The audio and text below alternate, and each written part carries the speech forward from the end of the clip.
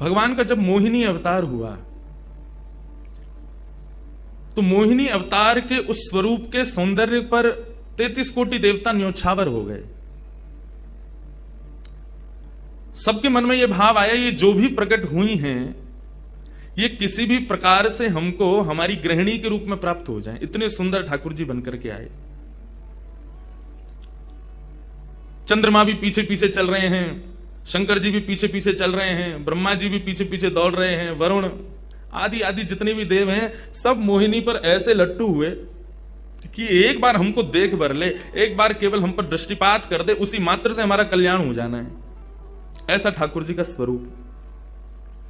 परंतु उन 33 कोटि देवताओं में एक देव ऐसे हैं जिनका मोहिनी के प्रति ऐसा कोई दुर्भाव नहीं था, और वो देव थे सूर्य।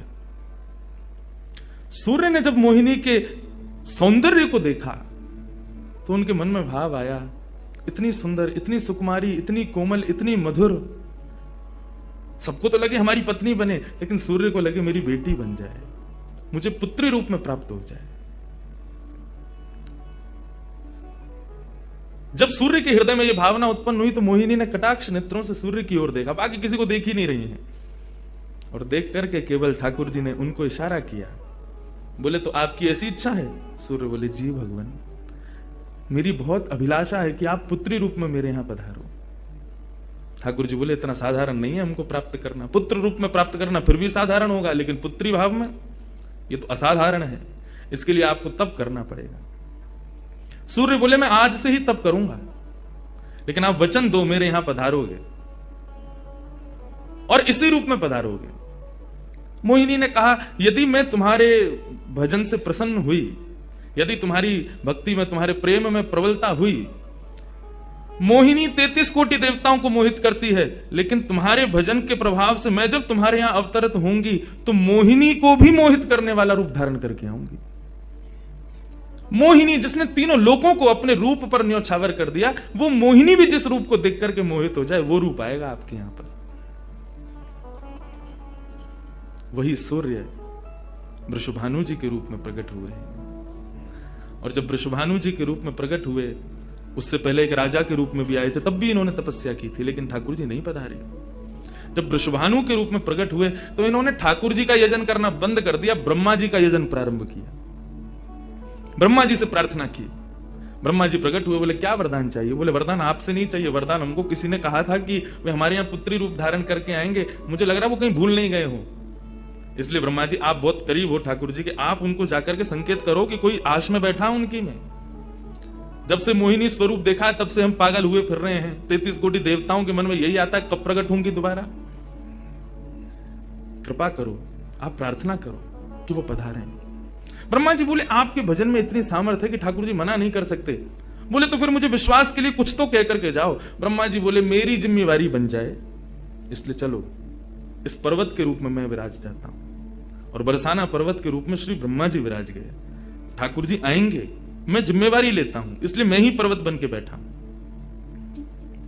ब्रह्मा जी ने जाकर के प्रार्थना की। ठाकुर जी बोले मैं तो सच में ही भूल गया था कि मुझे जाना है। बोले भगवान वो बहुत प्रतीक्षा कर रहे हैं आपकी। वृषभानु जी का भजन कैसा बताया। वृषभानु जी की एक ही इच्छा है कि मेरे पास जो पुत्री रूप ठाकुर जी का आवे, ठाकुर जी मोहिनी बनकर के आए तो 33 कोटि देवताओं के हृदय में ठाकुर जी के प्रति वात्सल्य भाव प्रकट नहीं हुआ, प्रेम भाव प्रकट नहीं हुआ, कुछ और ही भाव था उन देवताओं का। वृषभानु जी कह रहे हैं कि मैं ऐसी पुत्री पाना चाहता हूं जिसको देख करके काम नष्ट हो जाए, काम का भी मर्दन हो जाए, सामने वाले के हृदय में एक दिव्य प्रेम प्रकट हो, निष्काम प्रेम, अनकंडीशनल लव किसे कहते हैं, इसका प्रसाद पूरी दुनिया को देने वाली ऐसी पुत्री मेरे घर पधारे। स्वार्थ सिद्ध प्रेम सब करना जानते हैं, लेकिन निस्वार्थ प्रेम किसे कहते हैं, वो ठाकुर जी का वो शक्ति स्वरूप ही सबको बता सकता है। ब्रह्मा जी की प्रार्थना हुई ठाकुर जी से। ठाकुर जी अपने वैकुंठ में विचरण कर रहे हैं, विचार कर रहे हैं कैसे करूं, नंद यशोदा के यहां भी जाना है, देव की वसुदेव के यहां भी पुत्र बनना है, पहले से 4 मम्मी पापा हैं हमारे, तो ये 2 मम्मी पापा और कैसे बनाऊं, 6 माता पिता। तब ठाकुर जी विचरण कर रहे थे, तभी एक खंभ में मणि, उस मणि में ठाकुर जी ने अपना प्रतिबिंब देखा। ठाकुर जी अपना प्रतिबिंब नहीं देखते। क्यों? बहुत कम देखते हैं। जब श्रृंगार आरती होती है लाल जी की, तभी इनको प्रतिबिंब दिखाते हैं, और उस प्रतिबिंब में भी इतने इतराते हैं महाराज, उसमें भी स्वयं को देख करके खुश हो जाते हैं, वाह मैं कितना प्यारा लग रहा हूं। अपना प्रतिबिंब ठाकुर जी इसलिए नहीं देखते क्योंकि स्वयं ठाकुर जी मोहित हो जाते हैं खुद ही पर।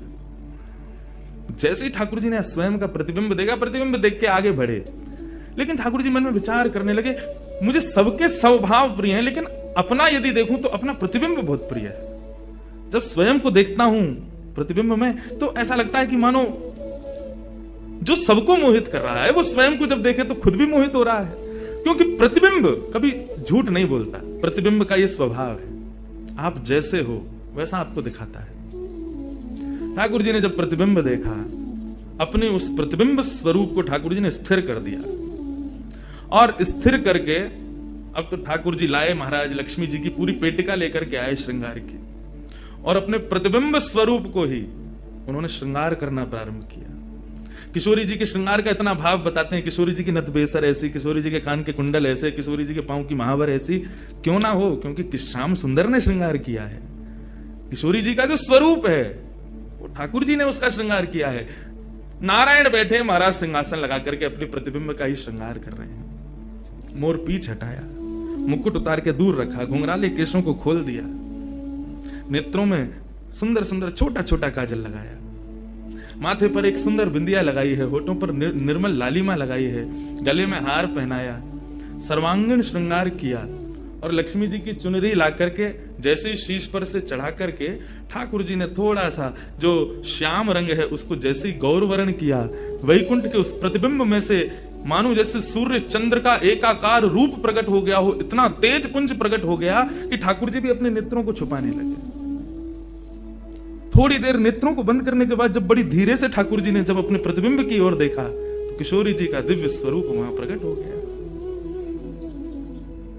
ठाकुर जी ने दंडवत किया, पहले प्रणाम, हे श्याम सुंदर, आपने ही मेरो निर्माण कियो है, आपने ही मुझको प्रकट कियो है, क्या भाव है? ठाकुर जी बोले कोई भाव नहीं है, केवल मोहिनी भाव से 33 कोटि देवता मोहित हुए थे, लेकिन मैं मोहित नहीं हो पाया था, इसलिए तब से मैं भी तड़प रहा था कि मुझे भी कोई मोहित करे, उस मोहिनी को भी मोहित कोई करे। वो स्वरूप आज प्रकट हुआ है। धर्म की स्थापना हुई, ज्ञान की स्थापना हुई, भक्ति की स्थापना हुई, वैराग्य की स्थापना हुई, लेकिन अंततो गत्वा इस संसार का सार जो प्रेम है उसकी स्थापना नहीं हुई है। उसके लिए आपका अवतार धारण करना अति आवश्यक है। आप मेरी शक्ति हैं, आप मेरी आत्मा हैं। पूरा विश्व और पूरे विश्व की दिव्य चेतना किसकी प्राप्ति के लिए दौड़ रही है?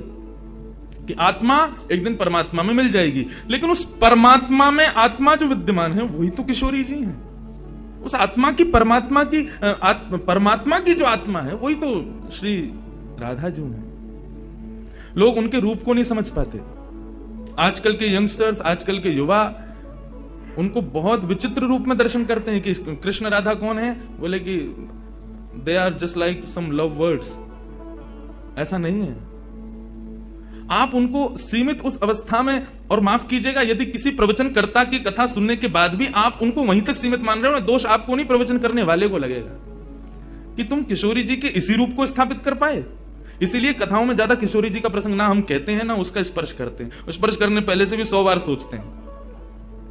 यहां आने से पहले भी मुझे कई आचार्यों ने संपर्क किया कि वहां आप किस विषय को लेकर के जाएंगे, आप गर्ग संहिता पर कहेंगे या किशोरी जी के किस भाव को वहां पर प्रस्तुत करने वाले हैं। मैंने कहा देखो, हम बस बोलेंगे जो निकल जाए मुंह से, जिसका जो भाव ठाकुर जी स्वीकार कर लें बस, लेकिन भाव ये रखेंगे ठाकुर जी विराज गए हैं कि कोई अनधिकारी इस भाव को सुनकर के अपने मन में कोई दुर्भाव ना प्रकट करे।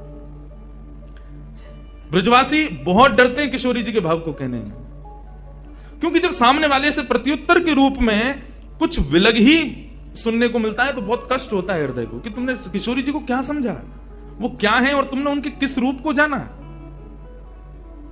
वो ठाकुर जी का ही प्रतिबिंब स्वरूप है, ठाकुर जी का ही आत्मा स्वरूप है। और एक बात कहूं, प्रतिबिंब से और आत्मा से प्रेम किया जा सकता है, ब्याह नहीं किया जा सकता। क्योंकि प्रतिबिंब और आत्मा ये दोनों हमसे अलग नहीं है। ब्याह के लिए एक अलग व्यक्ति चाहिए, एक हमसे कोई अलग हो, हमसे कोई जुदा हो, दो लोग चाहिए तब ब्याह संपन्न होता है। लेकिन कृष्ण और राधा इन दोनों में भेद है ही नहीं। किशोरी जी और ठाकुर जी में कभी भी कदापि कोई भेद नहीं है। बल्कि लीलाएं अभी सुनेंगे हम लोग, कभी कभी ठाकुर जी जब किशोरी जी का रूप धारण करते हैं तो किशोरी जी से ज्यादा गोपियों को सुख देते हैं। ऐसा भाव किशोरी जी से प्रार्थना की ठाकुर जी ने कि आप पधारो और प्रेम की स्थापना के लिए आप भूमंडल पर सूर्य के ही अवतार वृषभानु जी के यहां पर आप अवतरित हो। तब किशोरी जी ठाकुर जी की बात मान करके और वृषभानु और कीर्ति के यहां पर अवतरित होती हैं। किशोरी जी का जब अवतार हुआ, जब अवतरण हुआ, कब हुआ? सुबह के 4:40 पर। ठाकुर जी के जितने भी अवतार हुए या तो दिन में 12 बजे हुए या रात में 12 बजे हुए, लेकिन किशोरी जी का अवतरण भोर में ब्रह्म मुहूर्त में सुबह 4:40 पर हुआ। क्यों? बोले रामकृष्ण आदि जितने भी ठाकुर जी के अवतार हैं राक्षसों के वध के लिए आते हैं, तो या तो सूर्य की तेज ताप में उनका जन्म होता है, मानो वे प्रकाश स्वरूप हैं ऐसा भाव बताते हैं, या रात्रि में 12 बजे होते हैं वो इसलिए होते हैं, वो मानो ऐसा भाव रखते हैं कि चंद्रमा अंधेरे को दूर करता है, वो ज्ञान का प्रकाश है, वो ज्ञान है, उससे अंधेरा दूर होता है। तो ठाकुर जी रात्रि प्रकट होकर के ऐसा भाव रखते हैं कि काले निशा, काला ज्ञान जितना भी है धरती पर, उसको दूर करने के लिए हम पधारे हैं। लेकिन किशोरी जी का जो अवतरण है वो 4:40 ब्रह्म मुहूर्त में होता है। उसका क्या भाव है? बोले 4:40 ब्रह्म मुहूर्त के बाद सूर्य प्रकट होना प्रारंभ होते हैं। मतलब सारे मंगल कार्य ब्रह्म मुहूर्त में होते हैं। चिड़ियाओं का चहकना, कई पुष्पों का प्रकट हो जाना, मानव के मस्तिष्क में आज मुझे क्या करना है, वो दिव्य चेतना का प्रादुर्भाव होना, ये सब कुछ सुबह ब्रह्म मुहूर्त से प्रारंभ होता है। और सबसे बड़ी बात, सूर्य प्रकट होते हैं, धीरे धीरे धीरे धीरे अंधेरे को दूर करते हैं और धीरे धीरे धीरे गतिमान होते हैं 12 बजे तक। तो किशोरी जी का प्रादुर्भाव ब्रह्म मुहूर्त में हुआ, इसका ऐसा भाव बताते हैं कि मानो वो प्रेम जिस प्रकार प्रादुर्भाव से लेकर के और आगे के गंतव्य तक नित्य प्रति बढ़ता रहे, उसका वर्धन हो, वर्धन करने के भाव से किशोरी जी ब्रह्म मुहूर्त में पधारी। क्योंकि वर्धन होना ही एक नवीन दिन का ब्रह्म मुहूर्त से प्रारंभ होता है। ऐसे ही प्रेम का वर्धन, भक्ति का वर्धन, भाव का वर्धन, उन सब का वर्धन करने का प्रतीक है किशोरी जी, इसलिए ब्रह्म मुहूर्त में जन्मी है।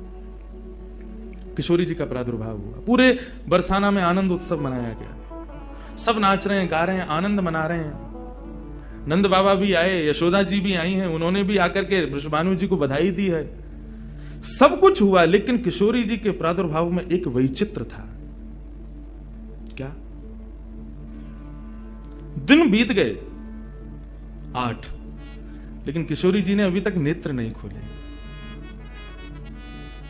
अभी तक किशोरी जी केवल एक छोटी सी बालिका हैं, एक सुकुमारी हैं, परंतु अभी तक किसी को भी किशोरी जी के नेत्रों का दर्शन नहीं हुआ। अभी तक किशोरी जी के नेत्र नहीं खुले हैं। इस बात से कभी कभी चिंतित हो जाते हैं वृषभानु जी और कीर्ति कि हमारी लाली है तो गई है, लेकिन पता ना क्यों अपने नेत्रन को नहीं खोल रही है। कभी कोई संत आ जाए, कोई वैष्णव आ जाए, कोई ब्राह्मण आ जाए, तो उनसे निवेदन करते हैं कि हमारी लाली नेत्र नहीं खोल रही। तब देवताओं ने नारद जी को भेजा, आप जाओ और जाकर के वृषभानु जी के इस मन के भाव को पूर्ण करके आओ, किशोरी जी के सुंदर नेत्रों का दर्शन उनको कराओ। तब श्री नारद जी महाराज का आगमन हुआ। नारद जी जैसे ही आए तो वृषभानु जी ने नारद जी को देखते ही सबसे पहले अपने पुत्र को बिठा दिया। श्री रामा से मिलो, हमारा लाला है। नारद जी उससे मिले, उसका सब देखने लगे। नारद जी मन में विचार कर रहे हैं कि ये उनसे कब मिलवाएंगे, किशोरी जी का दर्शन कब होगा। 2-3 दिन तक नारद जी विचरण करते रहे बरसाने में।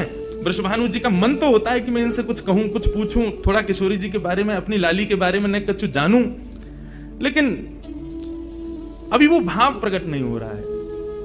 तब एक दिन एक छोटी सी बरसाने की लाली को जब नारद जी महाराज खिला रहे थे और उससे प्रेम चर्चा कर रहे थे, ये दृश्य जब वृषभानु जी ने देखा, उन्होंने तुरंत नारद जी के चरण पकड़े और कहा, हे भगवान, हमारी एक लाली भई है, बहुत सुंदर है, सुकुमारी है, नन्ही सी है, विवाह को देख करके स्पर्श करवे में डर लगे कि कहीं हमारे स्पर्श से कोई कष्ट ना आ जाए, या हमारे हम सबन को दर्शन भी ना करा में। लेकिन महात्मा आपसे पूछना चाहे, हमारी लाली नेत्र नाय खोल रही है, कहा भाव है? नारद जी तो तुरंत बोले, अरे तो तुमने इतने दिन से क्यों नहीं बताया? वो तो पहले से ही बैठे थे तैयार कि ये जल्दी बोले तो मैं जाऊं, जाकर के दर्शन करूं। बोले संकोच है रहे हो? बोले संकोच मत करो, अभी लेके चलो। कहां है तुम्हारी लाली, मुंह को बताओ। नारद जी महाराज जा रहे हैं वृषभानु भवन में। एक बेड़ी पार की, दूसरी बेड़ी पार की, तीसरी बेड़ी पार की। जैसे ही भीतर पहुंचे हैं, सुंदर सुगंधी भीतर से प्रकट हो रही है। सामने स्वर्ण जटित एक पालना है, और जैसे उस पालने में जाकर के नारद जी ने दर्शन किया, कमल कली को वृषभानु की लली को रंग, कैसा रंग है? बोले जैसे कमल की कली हूं मैं ना, ऐसी श्री वृषभानु नंदिनी है। नारद जी ने जैसे उनको दर्शन किए हुए आनंदित है गए, आनंदित है करके प्रणाम करने लगे। वृषभानु जी बोले, हमारी लाली नेत्र नाय खोल रही है, आप कृपा करो ना। नारद जी बोले, एक मंत्र पढ़ना पड़ेगा, कुछ करना पड़ेगा, तंत्र मंत्र करना पड़ेगा, तब आपकी लाली बोलेगी। वृषभानु जी बोले, देख लो, संभल के करियो, हमारी लाली बहुत कोमल है, वो ना स्पर्श नहीं करेंगे, दूर बैठ के करेंगे। वृषभानु जी बोले, तो करो। बोले, आपको पहले बाहर जाना पड़े, वो एकांत में करेंगे। कीर्ति वृषभानु जी को देखें, बोले लाली को अकेला तो नहीं छोड़ेंगे। बोले नहीं बाबा, विश्वास पात्र हम कर सके।